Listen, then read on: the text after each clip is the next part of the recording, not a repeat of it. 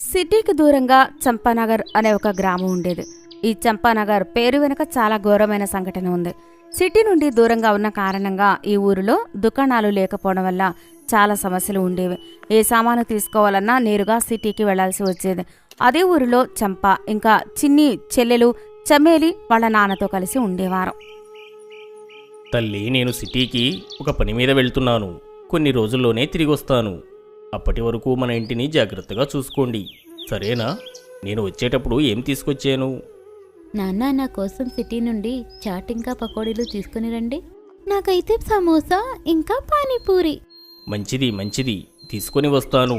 మీరిద్దరూ ఒకరినొకరు జాగ్రత్తగా చూసుకుంటూ ఉండండి, సరేనా? అయితే ఇంకా ఏమైనా అవసరం ఉంటే రాము బాబాయ్ వాళ్ళ ఇంటికి వెళ్ళి ఆయనను అడగండి, సరేనా? సరే నాన్న.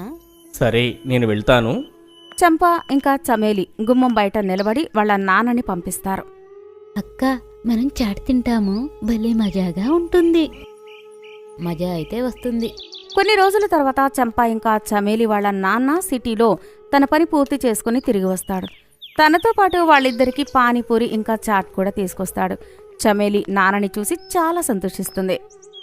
నాన్నొచ్చారు, నాన్నొచ్చారు. నాన్న నాన్న, మీరు మా కోసం పానీపూరి ఇంకా చాట్ తీసుకొచ్చారా? తల్లి, నేను మీకోసం చాలా ఎక్కువ పానీపూరి ఇంకా కచోరీలు కూడా తీసుకుని వచ్చాను, తీసుకోండి. చంప ఇంకా చమేలి చాలా ఆనందంగా వాళ్ళ నాన్న తెచ్చిన పానీపూరి ఇంకా చాట్ తింటారు. చమేలి పానీపూరి తింటూ ఆనందంగా ఇలా అంటుంది. మన ఊరిలో కూడా పానీపూరి దొరికితే ఎంత బాగుండేదో. చెమేలి, అప్పుడు మనం రోజూ పానీపూరి తినేవాళ్ళం. కొన్ని రోజుల తర్వాత ఊరిలో ఒక మూల మోహన్ పానీపూరి ఇంకా చాట్ సెంటర్ బండి కనిపిస్తుంది. అతను అందరికీ ఫ్రీగా పానీపూరి తినిపించేవాడు. ఊరిలో కొత్తగా పానీపూరి సెంటర్ తెరవడం ఇంకా ఫ్రీగా పానీపూరి ఇవ్వడం కారణంగా అందరూ అక్కడికి వెళ్లి ఫ్రీగా పానీపూరి ఇంకా చాట్ తిని చాలా సంతోషించేవారు. ఇంకా మోహన్ని మెచ్చుకునేవారు. వావ్ అన్నా, మజా వచ్చింది. ఏం పానీపూరి చేస్తావు నువ్వు? ఆహా, ఇంకా ఫ్రీగా కూడా తినిపిస్తున్నావు. Wow wow wow. అరే ఎక్కడా, ఇదంతా మీ పుణ్యమే. ఇంకా జనాలు కడుపు నింపడం నా బాధ్యత కూడా, అందుకే చేస్తున్నా. అన్నా, చాలా మజా వచ్చింది. చాలా రోజుల తర్వాత ఇంత రుచికరమైన పానీపూరి తిన్నాను. ఆహా, ఏమి రుచి. తినండి, ఇంకా తినండి. చాట్ కూడా తినండి, అన్నీ ఫ్రీగా ఇస్తారు ఇక్కడ. మోహన్ ఫ్రీగా పానీపూరి పెట్టడం గురించి ఊరంతా చర్చిస్తారు. చమేలి కూడా మోహన్ పానీపూరి సెంటర్ తెరవడం ఇంకా చాలా రుచిగా ఉంది అనే మాట వింటుంది. తను పరుగున వాళ్ళ నాన్న దగ్గరికి వెళ్తుంది. నాన్న నాన్న, మన ఊరిలో ఒక కొత్త పానీపూరి అతను వచ్చాడు. అతను అందరికీ ఫ్రీగా పానీపూరి తినిపిస్తున్నాడు. అందరూ అంటున్నారు అతని పానీపూరి చాలా రుచిగా ఉంది అని. ఏంటి, ఉచితంగానా? అవునక్క, అతను ఉచితంగా అందరికీ పానీపూరి ఇంకా చాట్ తినిపిస్తున్నాడు. అరే, ఇదేదో ఆశ్చర్యంగా ఉంది. మనం నిన్ననే మాట్లాడుకున్నాం మన ఊరిలో ఎవరైనా పానీపూరి అమ్మితే బాగుండు అని. ఆ మాటే నిజం అయ్యింది. అరే వా, ఇది చాలా మంచి విషయం. మనం రేపే వెళ్ళి అక్కడ తినొద్దాం.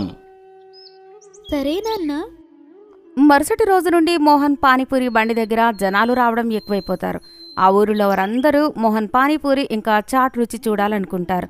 బండికి 4 దిక్కుల జనాలు నిలబడి పానీపూరిని ఆస్వాదిస్తారు. అరే అన్నా, చాలా మజా వచ్చింది. ఏం పానీపూరి చేస్తావు నువ్వు? ఆహా, ఇంకా ఫ్రీగా తినిపిస్తున్నావు. వారే వాహ్ వాహ్ వాహ్ వా, ఎంత మంచి పని చేస్తున్నావు నువ్వు. మోహన్ అన్నా, మజా వచ్చింది. ఆహాహా, తినండి, కడుపు నిండా తినండి. మీ పిల్లలకు కూడా తినిపించండి. ఈ పానీపూరి ఎంత విచిత్రంగా అనిపిస్తుంది. తాగుతూనే ఉండాలి, తాగుతూనే ఉండాలి అనిపిస్తుంది. చాలా థ్యాంక్స్ అన్నా, చాలా థ్యాంక్స్. బా, మోహన్ బాబాయ్ చేసినటువంటి పానీపూరీలు నేను ఇంకెక్కడా తినలేదు. కొన్ని రోజుల్లోనే మోహన్ ఉచితంగా పానీపూరి పెడుతున్నాడు అన్న విషయం పూర్తి ఊరంతా మాట్లాడుకుంటారు. మరుసటి రోజు చమేలి పానీపూరి తినడానికి వాళ్ళ నాన్నతో రెడీ అవుతుంది. అరే, చంపా ఎక్కడ ఉంది? తను పానీపూరి తినడానికి రాదా ఏంటి? చంపా వంటగదిలో ఏదో పని చేస్తూ ఉంటుంది. అక్కడి నుంచి ఇలా అంటుంది. లేదు నాన్న, నాకు కొంచెం పని ఉంది. నా కోసం పానీపూరి ప్యాక్ చేసుకుని తీసుకుని రండి. నేను ఇక్కడే తింటాను. అయితే సరేలే మరి. సరే అక్క, నేను తీసుకొని వస్తాను. ఇద్దరూ పానీపూరి తినడానికి బయలుదేరుతారు. అక్కడికి చేరుకోగానే వాళ్ళకి అర్థమైంది అక్కడ చాలా మంది జనాలు ఉన్నారు. చాలా మంది పానీపూరి తింటూ ఉన్నారు.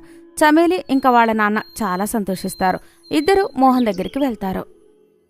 మోహన్, నీ పానీపూరి ఇంకా చాట్ గురించి చాలా విన్నాను. మాకు కూడా తినిపించు. మమ్మల్ని కూడా చూడనివ్వు. నీ పానీపూరి ఎలా ఉంటుందో దాని రుచి మాకు కూడా చూపించు. చమేలి చాలా ఆనందంగా ఉంది. అరే రండి రండి, రా పాప రా, ఇదిగో తీసుకోండి, తినండి, ఆనందించండి. అన్నీ ఉచితంగానే దొరుకుతాయి. చమేలి ఇంకా వాళ్ళ నాన్న పానీపూరి తింటారు. తిని ఆ రుచికి మైమరిచిపోతారు. వాహ్ మోహన్, వావ్, ఎలా విన్నానో అచ్చం అలానే ఉంది ఈ పానీపూరి. ఆహా, ఎంత రుచిగా ఉందో పానీపూరి. వాహ్, మజా వచ్చేసింది. మంచి టేస్టీగా ఉంది. వా మోహన్ బాబాయ్, మజా వచ్చింది. అందరూ నిజం చెప్పారు. ఇంత రుచికరమైన పానీపూరి అయితే ఇప్పటి వరకు ఎక్కడా తినలేదు. పానీపూరి ఇంకా కావాలి. ఆహా, ఇది తీసుకో, ఇంకా తిను తిను. చమేలి ఇంకా వాళ్ళ నాన్న కడుపు నిండా పానీపూరి తింటారు. బాబాయ్, ఇవాళైతే మజా వచ్చింది. రేపు మళ్ళీ వస్తాను. తప్పకుండా తప్పకుండా పాప, తప్పకుండా రావాలి. సరే మోహన్, ఒక ప్లేట్ పానీపూరి ప్యాక్ చేసి ఇవ్వు. చమేలి ఇంకా వాళ్ళ నాన్న చంప కోసం పానీపూరి ప్యాక్ చేయించుకుని ఇంటికి తీసుకొస్తారు. చంప వాళ్ళ ఇంటికి రాగానే చాలా సంతోషిస్తుంది. వాళ్ళిద్దరూ ఇంటి దగ్గరికి చేరుకోగానే వాళ్ళ పానీపూరి కవర్ని కుక్క లాక్కొని పారిపోతుంది. ఇది చూసి చంప చాలా బాధపడుతుంది. చంపా, నువ్వు ఏమీ బాధపడకు. రేపు మళ్ళీ మనం వెళ్ళి పానీపూరి తినివద్దాం. చంప సంతోషిస్తుంది. ఆ రోజు రాత్రి చమేలి ఇంకా వాళ్ళ నాన్న కడుపులో కొంచెం నొప్పిగా ఉంటుంది. కానీ ఎలాగోలా ఆ రాత్రి వాళ్ళు నిద్రపోతారు. తెల్లవారగానే చంపకు ఎవరో అరుస్తున్న చప్పుడు వినిపిస్తుంది. లేచి చూడగానే ఇద్దరు ముసలివాళ్లు తన నాన్న ఇంకా చెల్లి పడుకునే చోట్లలో పడుకుని ఉన్నారు. నాకు ఏం జరిగింది? ఇంకొక ముసలాయన పరిస్థితి ఎలా ఉంటుంది అంటే అతను కనీసం మాట్లాడలేకపోతాడు. ఎదురుగా ఒక ముసలి బామ్మ ముసలి తాతని చూసి చంప ఆశ్చర్యపోతుంది. అరే బామ్మాయ్, ఎవరు మీరు? ఇక్కడికి ఎలా వచ్చారు? అసలు నా చెల్లెలు చమేలి ఇంకా మా నాన్న ఎక్కడ ఉన్నారు? అరే అక్క, నేనే చమేలిని. మీ చెల్లెలు చమేలిని. నాకు అర్థం కావట్లేదు నేను ఎలా ముసలిదానిలా మారాను అని. చమేలి, నువ్వా? నువ్వు ఇంత ముసలిగా ఎలా అయ్యావు? నాకు తెలీదక్క. నిన్న రాత్రి దాకా నేను నాన్న బానే ఉన్నా. కానీ ఈ రోజు ఉదయం అయినప్పటి నుండి నేను నాన్న. చమేలి ఏడుస్తూ ఉంటుంది. చంప పరిగెత్తుతూ బయటికి వెళ్తుంది. వెళ్లి చూడగానే అక్కడ అందరూ ముసలివాళ్లలాగా మారిపోయి ఉంటారు. నొప్పితో అరుస్తూ ఉంటారు. చుట్టుపక్కల మొత్తం దగ్గులు జ్వరాలు ఉంటాయి. చంప పరిగెత్తుతూ రాము బాబాయ్ వాళ్ళ ఇంటికి వెళ్తుంది. అతను కూడా ముసలివాడైపోయి ఉంటాడు. రాంబాబాయ్, ఎక్కడ ఉన్నారు మీరు? మంచం మీద పడి ఉన్న రాము బాబాయ్ మాటలు వినిపిస్తాయి. తల్లి, నేనిక్కడున్నాను. నువ్వు బానే ఉన్నావా? నీకు ఏమీ కాలేదు కదా? నేను బానే ఉన్నాను రాంబాబాయ్. కానీ ఇదంతా ఏంటి? ఏం జరుగుతుంది? అందరూ ముసలి వాళ్ళలా ఎందుకు మారారు? తెలీదు తల్లి. నిన్నటిదాకా మొత్తం బానే ఉంది. మోహన్ సెంటర్లో పానీపూరి ఇంకా చాట్ తిన్నాను. అప్పటి నుంచి కడుపులో కొంచెం నొప్పిగా ఉంది. ఇవాళ ఉదయం లేచి చూస్తే పూర్తి ఊరు మొత్తం ముసలిగా మారిపోయింది. ఇంకా నేను కూడా ఇలా అయ్యాను.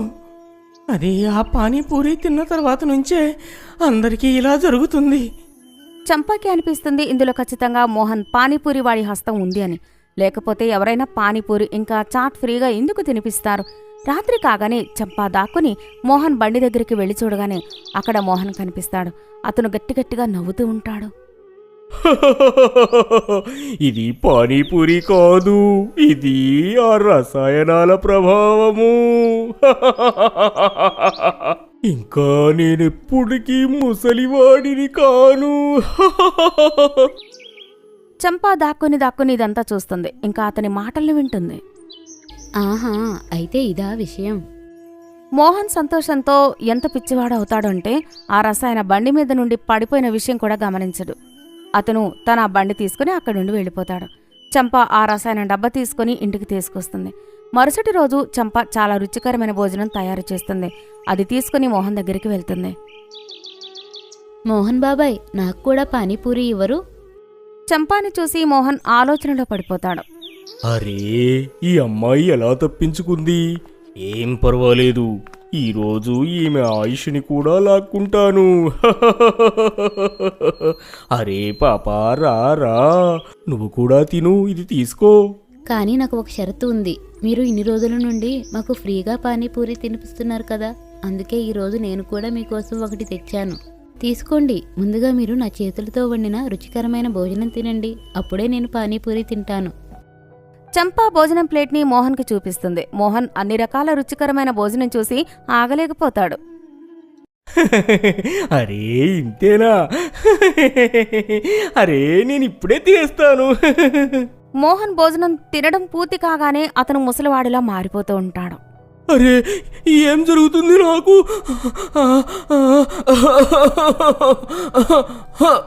చంప నవ్వుతుంది.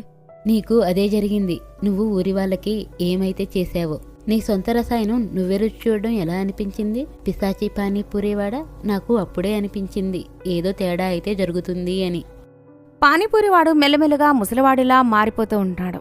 అరే, నా రసాయనం ఎక్కడికి వెళ్ళింది? అయ్యో, నా రసాయనం ఎక్కడికి వెళ్ళింది?